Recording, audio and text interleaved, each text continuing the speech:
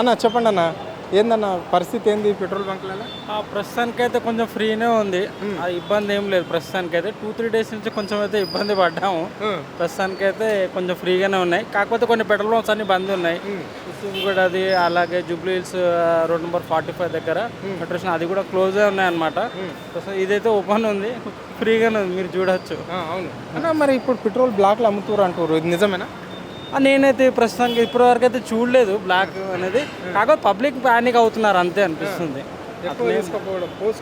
అంతే అంతే అంతే లాస్ట్ టైం అయినట్టు సేమ్ ఇలాగే ఈసారి కూడా పబ్లిక్ ప్యానిక్ అయ్యి ఎక్స్ట్రా తీసుకెళ్ళడం వల్ల వాళ్ళ దగ్గర షార్టేజ్ అలా అయ్యి ఇబ్బంది అవుతుంది. ఎట్లీ వాళ్ళు కూడా చెప్తున్నారు కదా, పెట్రోల్ పంప్ వాళ్ళు కూడా ఎంప్లాయీస్ కూడా చెప్తున్నారు, మీరు ఒకటేసారి ప్యానిక్ అవ్వడం వల్లనే మీకు ఇలాంటి ఇష్యూస్ అవుతున్నాయని చెప్పేసి. మరి ఇప్పుడు పక్క రాష్ట్రంలో ఆంధ్రప్రదేశ్ మీద ఎఫెక్ట్ పడితే పెట్రోల్ లేదని తెలంగాణలో ఇంతగానం కొరత వస్తుంది అని చెప్పేసి ఎందుకు ఇంతగానం కస్టమర్స్ ఇంత అదనంగా, అంటే ఇప్పుడు ఎవరైతే ఒక 500 పోసుకుంటారో 1000 రూపాయలు కూడా బండ్లలో పోసుకునే పరిస్థితి కనిపిస్తుంది. దీన్ని ఎట్లా చూస్తారు మీరు? పబ్లిక్ ప్యానిక్ అవుతుందండి అంతే, సింపుల్. ఏం చెప్పలేము, పబ్లిక్ ప్యానిక్ అవుతున్నారు, అంతా బాగానే ఉంది, ప్యానిక్ అవుతున్నారు పబ్లిక్ అంతే.